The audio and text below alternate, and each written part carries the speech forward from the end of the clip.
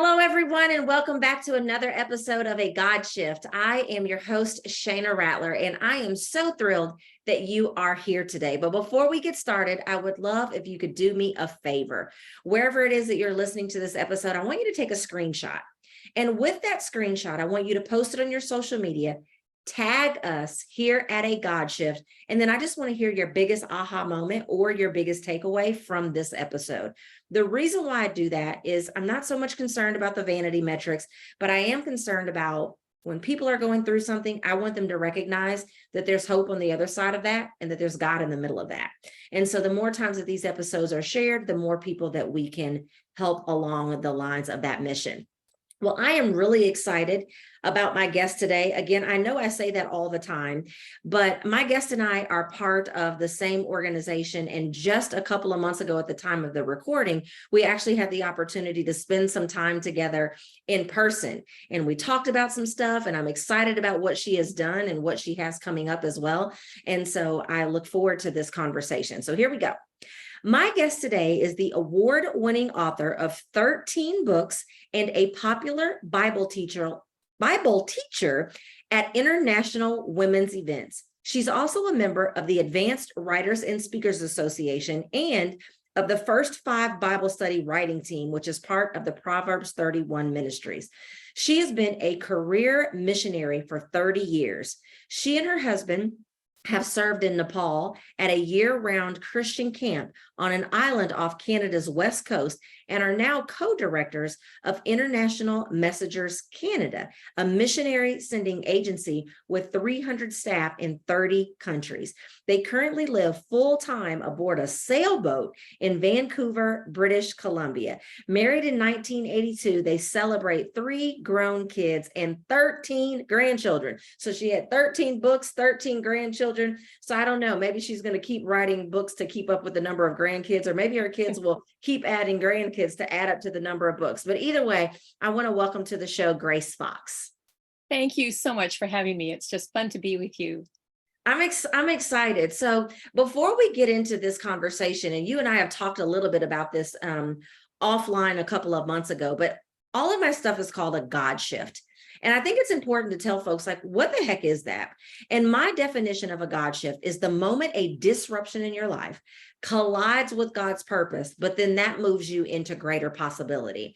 And I believe that once God uses these forms of disruption, this unexpected circumstances, these trials, sometimes they're actually positive disruptions, then he has our attention. And once he has our attention, that's when he can invite us into what it is that he really has planned for us. So I would love if you would share with the listeners, Grace, a time that you've actually had to overcome some form of disruption in order to get to where you are today.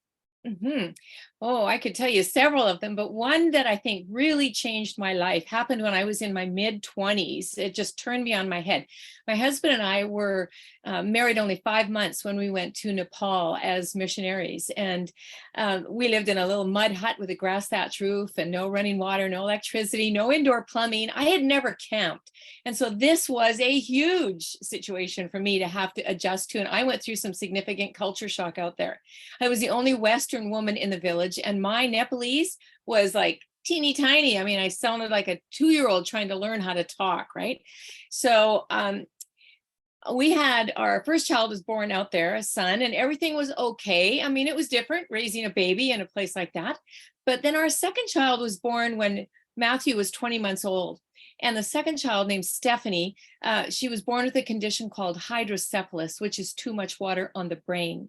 Yeah. So when she was born, the doctors just took one look at her and they said, she needs a shunt in her head, and we don't have the capability of doing that here.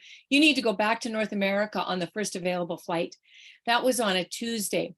So on Wednesday, my husband tried to get airline tickets and found out from the airline that the first flight would be Friday. But when they found out that I had just had a C-section to deliver Stephanie because her head was so large, they said, we don't want your wife on the plane. She's a medical high risk. And we don't want a baby that's under 2 weeks old on the plane either. Wow. So my husband just purposed in his heart that he was going to get her home by hook or by crook because she was in really rough shape and she would probably die unless she got some pretty prompt medical attention. So he got a ticket for himself and he said to me, I'm taking her home. I remember just thinking, how is that going to work? Because I was nursing her. She was sick. She didn't even want to nurse because she was Yeah. so sick. And she needs her mama. And she needs her mama, right? So how is this going to work? But we had a 12-hour trip by Land Rover on Thursday to get to Kathmandu. Got there that night and went to a missionary guest house, and the hostess came running out and she said, there's a photo shop waiting for you because, of course, you need a picture for her passport. So a midwife went in with me and Matthew, and my mother-in-law was visiting from Washington State. She had come just for the birth of the baby to lend a hand for a couple of weeks. And Jean took the baby and went off to a photo studio to get the picture taken. The next morning, a doctor from the States who was there took the baby to a mission hospital and put a needle into the fontanelle of her brain. And he just withdrew, I think it was 40 cc's of fluid off her head.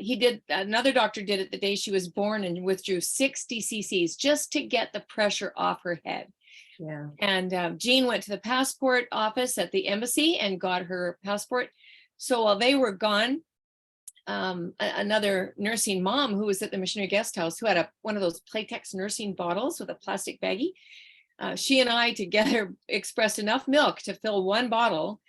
And then when Jean came back and the doctor brought Stephanie back, I nursed the baby one more time. Jean wrapped her in a blanket, we prayed, and off he went. Wow.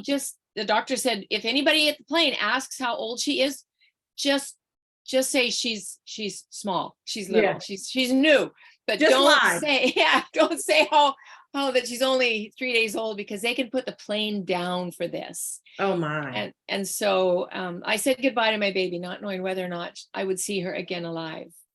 And that was the moment that just flipped me on my head. But as I lay there, again, not knowing if I'd see my child again or not, or what her quality of life would be if she lived, I had nothing to go on.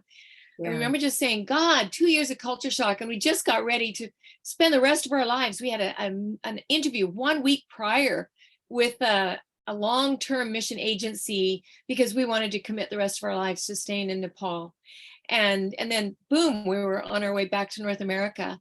And I remember just saying, God, what is it you want me to learn through this? Yeah. And into that very difficult moment, he spoke the words of "Great is thy faithfulness," and reminded me that he wasn't promising me that my life was going to be easy, or that Stephanie was going to live, or that her life would be easy, but he promised me he would be faithful. Yes. And that was what I clung to. So I was another week in Kathmandu before I was allowed to fly back to the States. And Stephanie went through about a dozen surgeries in the first couple of years of life. She had meningitis when she was 11 months old, a major brain surgery a couple weeks after she got over meningitis. And we could have lost her any number of times, but she survived all those things. And she is now 38. She's a financial coach. She's just genius. And she's helping people get out of credit debt. That is so phenomenal. Isn't it interesting? And I'm air quoting for those of you who may not be watching the video, but isn't it interesting, Grace, how God sends us on a mission? For you, it was literal, a mission. God tells us to do something, or tells us to go somewhere, or you fill in the blank for a direction that God has given you, only for you to find yourself in a situation that you're like, this seems impossible for the situation that he sent me to. I'm in an underdeveloped country, at least underdeveloped as it pertains to high-level medical care. And Lord, you knew that my daughter was going to be born with hydrocephalus. And so, Lord, why would you send me somewhere and then give me a baby that the people are not equipped to take care of her, right? And so even though most people may not have that story, I think many of us can relate to when you're doing what you know God told you to do, but the evidence of everything that you're seeing around you makes you go, well, how does this fit with, I'm experiencing chaos in the midst of the very place that you sent me. How does that make sense? And so what did you learn during that process? Especially, you said you learned that God was faithful, but what did you learn about Grace during that period? What did you learn about yourself? Yeah, I learned during the first 2 years, I learned that I had a lot of growing up to do. When I look back at that, and I've been able to go back to that village 2 or 3 times in the last 10 years even to revisit that. There are times when I look back and I go, whoa, I would have done things differently. If I could redo it, I would have responded in a more mature way. But I think God used that time out there in isolation, really, to mature me and to show me where I needed to grow. There was one day I remember sitting in the hut and just wishing so much that I could go back to. I made North America out to be like heaven in my head. Yeah, Oh, for life sure. would be so much easier if only I could go back to the States or back to Canada. And I remember him just saying to me one day nicely, Grace, bloom where you're planted. Yes. And I had to do some retraining of my thought processes because I had made out North America to be like heaven, and I'd begun to resent the place that he had put me. And there was no way that I could grow in that condition. Yeah. The soil of my heart was not good. And so he had to work in my heart and make me willing to stay. And it's interesting because he did that through another hard situation. When I was first pregnant with Stephanie, the doctors thought that it was an ectopic pregnancy and I was very sick. But when they figured it out that it wasn't, then I was just so sick. I was barely 90 pounds at that point. And my in-laws sent a telegram. That's back before the social, the ability that we have to communicate so quickly nowadays. And the telegram said, come home, we'll pay your way. And the mission didn't care where we spent vacation time, so long as we came back.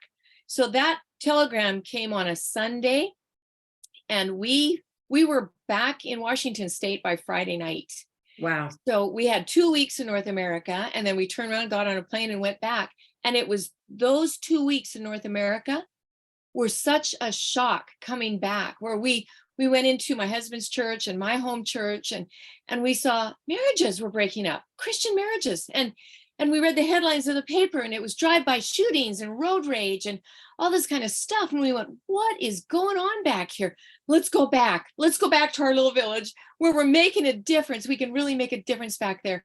And we could hardly wait to return. And it was that turned my head around and made me grateful to be in that little village with these women who were so different than me. But I went back thinking, how many women from North America get to live in this kind of setting? And it's like living in a National Geographic magazine. That's what the scenery looked like around me. All the tiered rice paddies and these women carrying baskets with a woven band here on the forehead with a basket on their back. These were my neighbors who would sit with me and have a cup of chai, and we'd talk as much as we could with my baby Nepalese. But it was such a growing experience. And when we've been back in the last few years, I still retained a little bit of the Nepalese that I eventually learned over time. And we took a translator with us. And I was able to say to those women, thank you for being my friend back then. I really didn't have a clue what I was doing, but you were my friend, even though I couldn't talk much, but you loved me. And I want to thank you for that. And it was such a neat thing to be able to say that to these women that many years later. Yeah. And you thought going back to North America that seemed like the easy route. It seemed like the route that was going to have the most level of provision.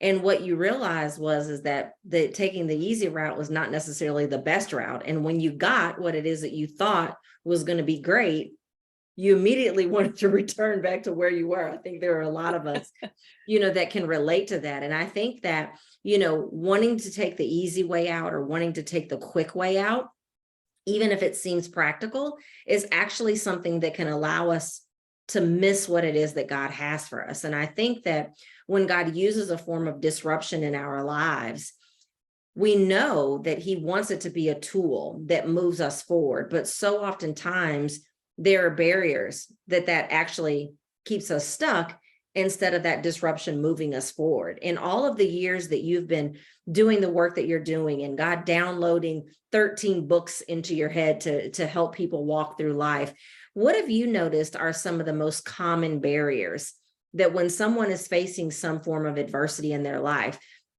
that they actually become stuck in the middle of that adversity instead of actually being able to move forward in a positive way?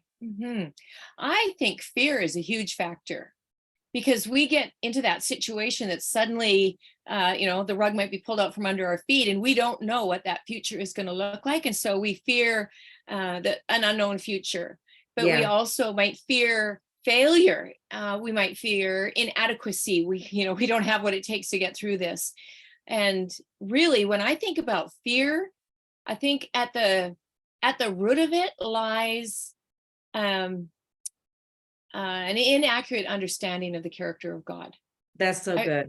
I really believe that, because if we could grasp the depth of his love for us, if we could begin to grasp that, we would have no reason to fear. If we would fully understand that he is good and everything he allows in our life comes from that nature, we wouldn't be so afraid of what it's going to look like down the road or what the outcome is going to be. We would truly learn to rest in the hands of this God who loves us.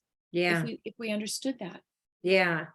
And you said it best when you said it's the fear of the unknown. Like, I have no idea why this is happening, and I have no idea how it's going to come together. I don't know what's on the other side.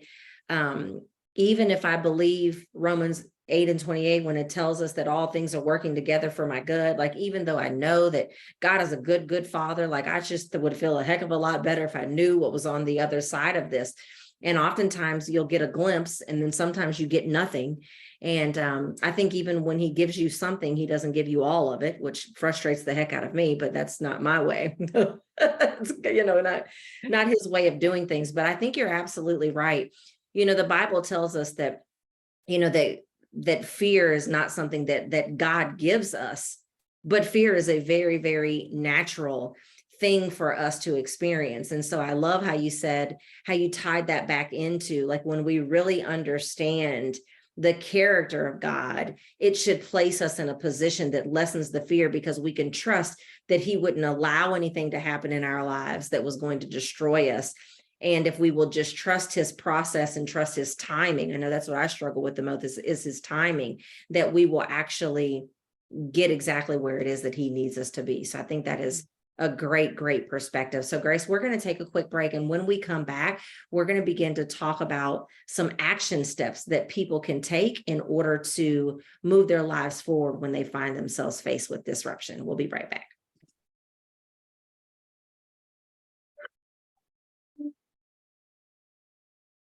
This episode is brought to you by the free guide, When God Says Shift. Inside, you'll discover the 4 shifts required to reveal God's plan to ditch disruption or delay and get his blessings faster. Head to godsaysshift.com to access it now.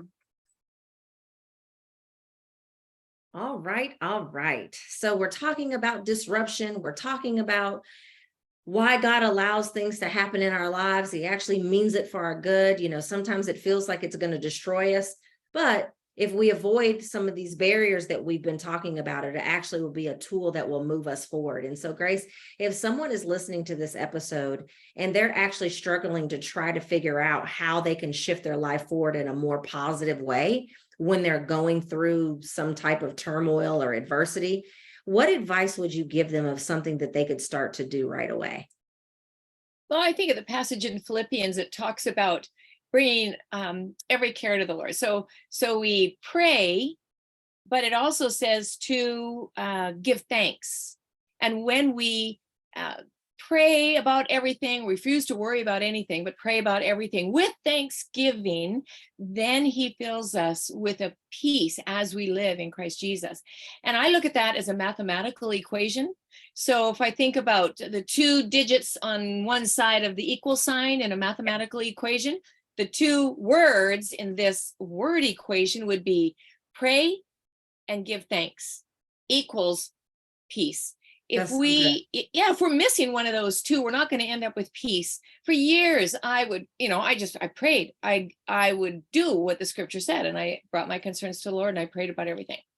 But all I found that when I did that, those fears just multiplied. I think it's because I focused on that one thing that was bothering me so much. I fixated on that and it just got bigger in my head. And all of a sudden, like just a few years ago, I guess I'm a slow learner in some things, but I remember reading that passage in Philippians 4 again, and then all of a sudden seeing that word, give thanks, with Yeah. thanksgiving. And it was like the aha moment there for me, where I thought, that's what I'm missing. I'm praying, praying, praying, and just getting more worried about this thing.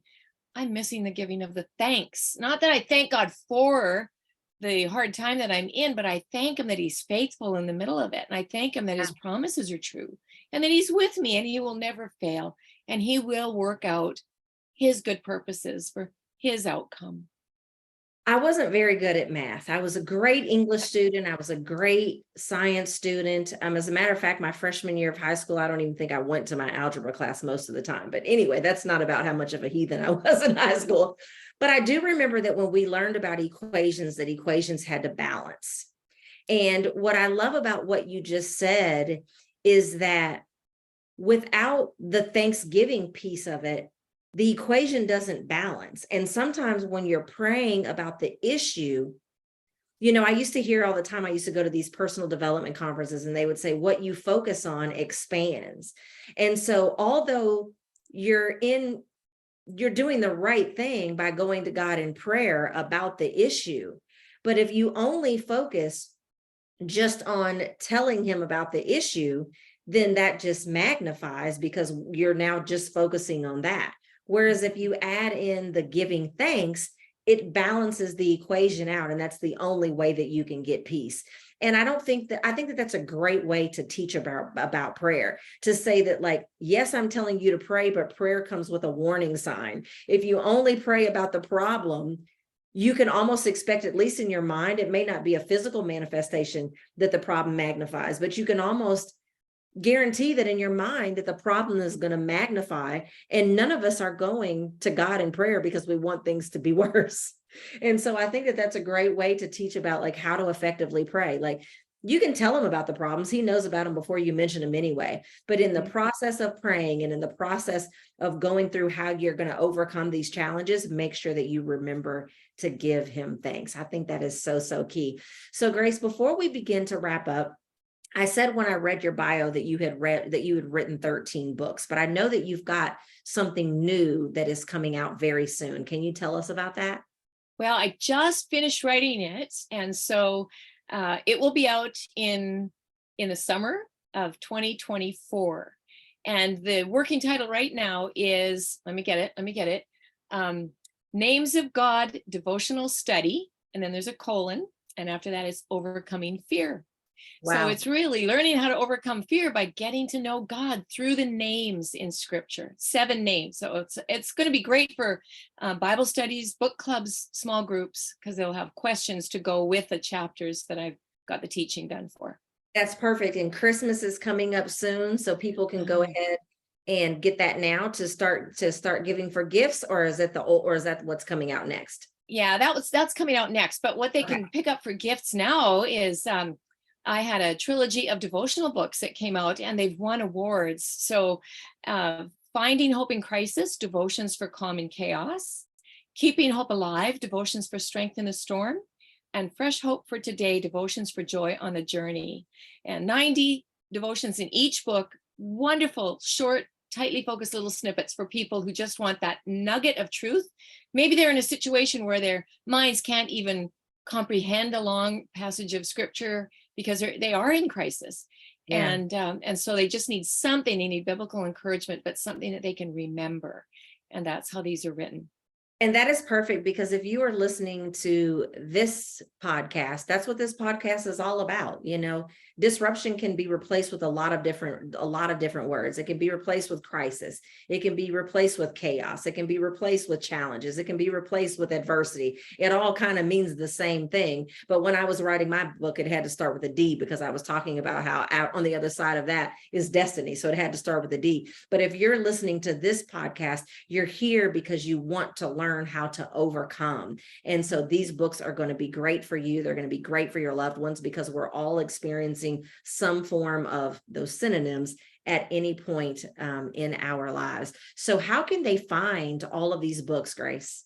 Those books are available wherever Christian books are sold. So the local Christian bookstore, christianbook.com, Amazon, and on my website. If they want an autographed copy, they could order it from my website, which is gracefox.com. Okay, perfect. I'm going to make sure that the link to wherever they can get all of those, the easiest is in the show notes. Grace, how can they follow you on social media? Yeah, they can go to Facebook, and Facebook there is facebook.com/gracefox.author. Perfect. And there they can click on the other icons to, check me out in the other places as well. Awesome. Well, Grace, thank you so much for being here. I knew this was going to be great and you did not disappoint. Everyone, share this episode, get those books. Why not this year give the gift of overcoming? So Christmas is coming up. Get these books, give the gift of overcoming. I pray that this episode has blessed you like it's blessed me. I hope that you will go back and listen to previous and future episodes as well. Everyone have a great day. Bye-bye.